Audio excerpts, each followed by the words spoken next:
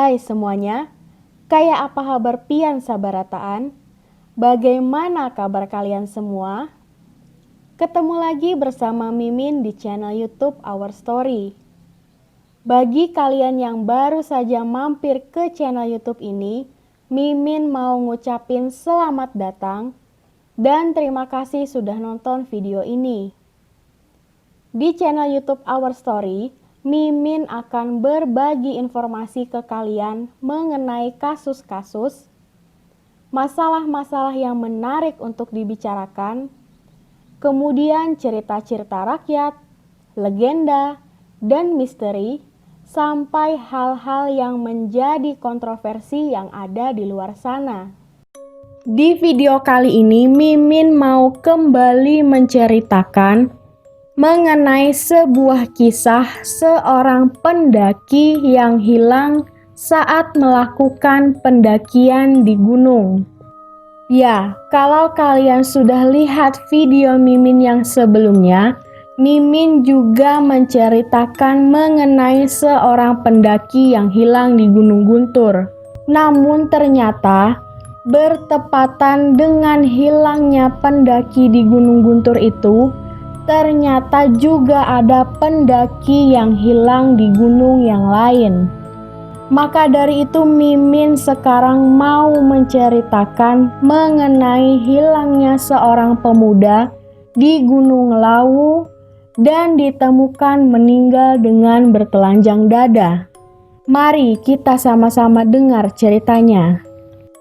Belum hilang dari benak kita kisah hilangnya seorang pendaki di Gunung Guntur yang sudah ditemukan pada hari Minggu 5 Juli 2020. Namun beberapa waktu yang lalu juga diberitakan mengenai hilangnya seorang pendaki di Gunung Lawu.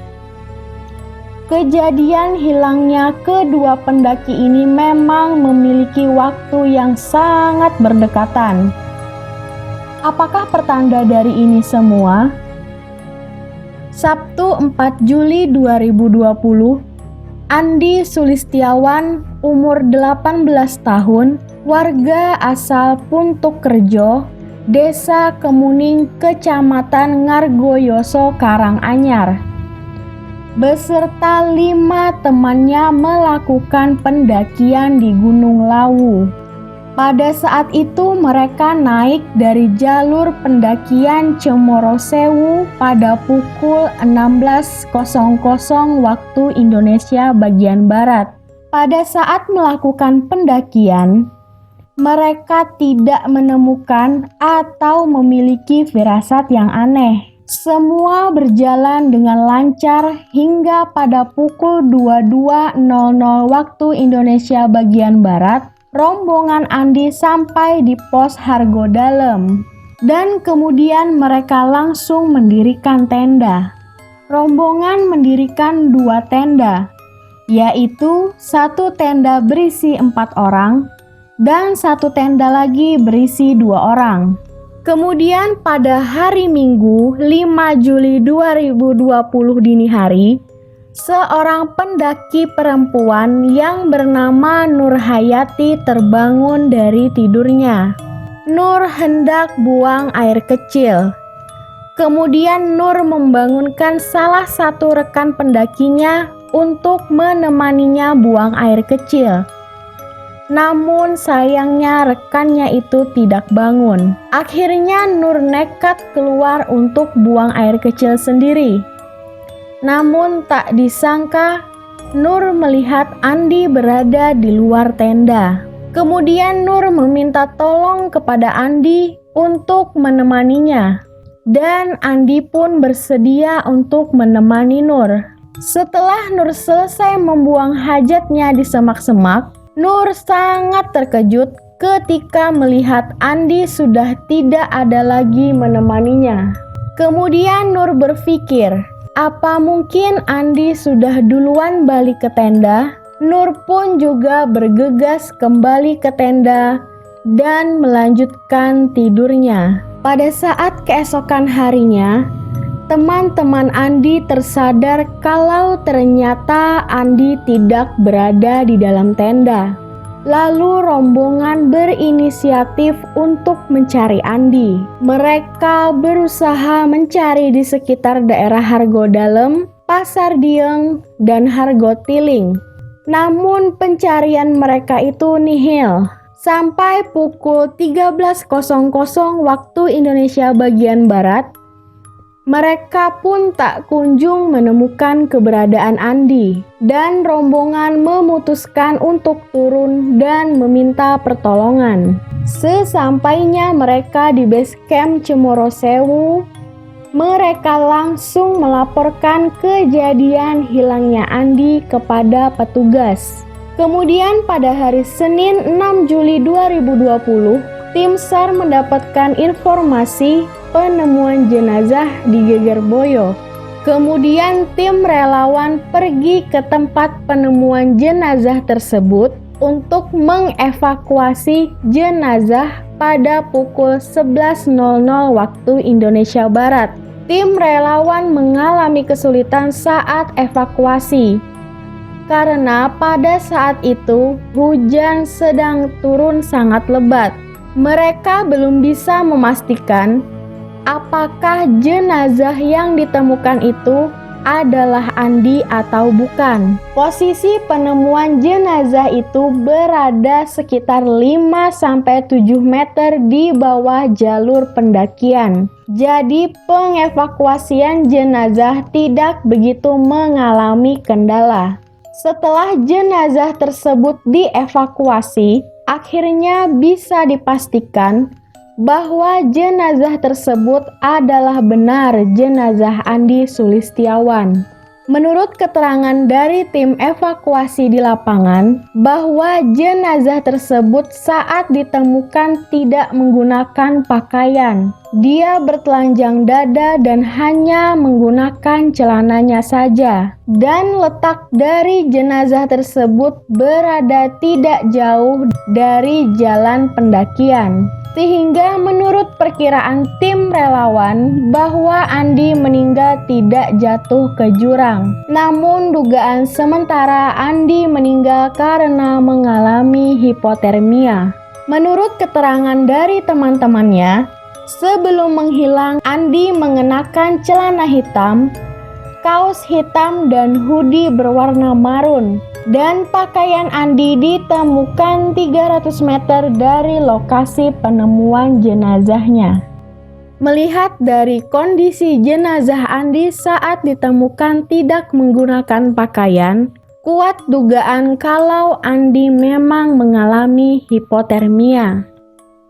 Oke guys, jadi itu tadi cerita dari Mimin mengenai cerita Andi Sulistiawan, seorang pendaki yang meninggal di Gunung Lawu. Kemudian berikut Mimin mau memberikan beberapa fakta mengenai kasus ini. Pertama, rombongan pendaki yang berada di dalam kejadian ini berjumlah 6 orang. 5 orang laki-laki dan 1 orang perempuan. Yakni Andi Sulistiawan berumur 18 tahun, warga asal Puntuk Rejo, Desa Kemuning. Kemudian ada Nur Hayati berumur 17 tahun, warga Urukan, Kecamatan Karangpandan. Lalu ada Ervan Hermanto, umur 22 tahun, warga Kelurahan Kemuning. Fajar Nurhadi, 19 tahun, warga Desa Telobo, Kecamatan Ngargoyoso. Muhammad Ridanu Mahardika, umur 17 tahun, Desa Krapyak, Kecamatan Matesih. Dan yang terakhir, Tegar Eka Prasetya, umur 16 tahun, warga Desa Karangpandan. Kemudian yang kedua, Andi Sulistiawan menghilang ketika menemani salah satu teman pendaki perempuannya yang bernama Nur Hayati untuk buang air kecil. 5 menit setelah Nur Hayati menuntaskan hajatnya, dia tidak menemukan Andi di sekitar itu. Ketiga, Jenazah Andi ditemukan 5-7 meter di bawah jalur pendakian. Keempat, pada saat ditemukan, Andi hanya menggunakan celana saja, dan pakaian Andi ditemukan 300 meter dari tempat penemuan jenazah.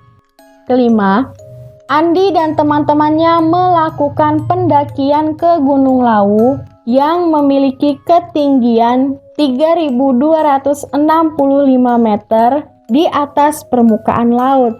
Keenam, dari kondisi jenazah saat ditemukan tidak menggunakan pakaian, besar dugaan kalau sebelum meninggal, Andi mengalami paradoxical undressing. Kondisi tersebut di mana orang yang terkena paradoxical undressing akan merasa kepanasan dan cenderung akan melepas pakaiannya.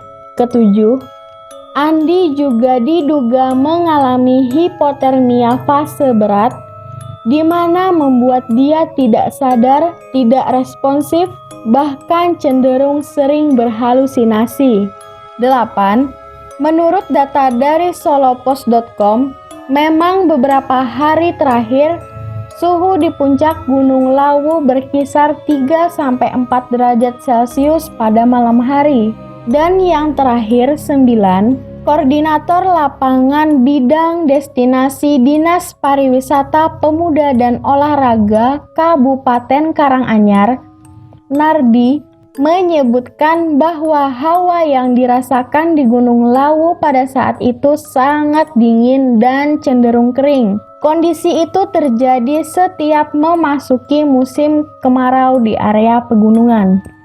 Oke guys, jadi itu tadi cerita dan fakta kisah dari Andi Sulistiawan, seorang pendaki yang meninggal di Gunung Lawu.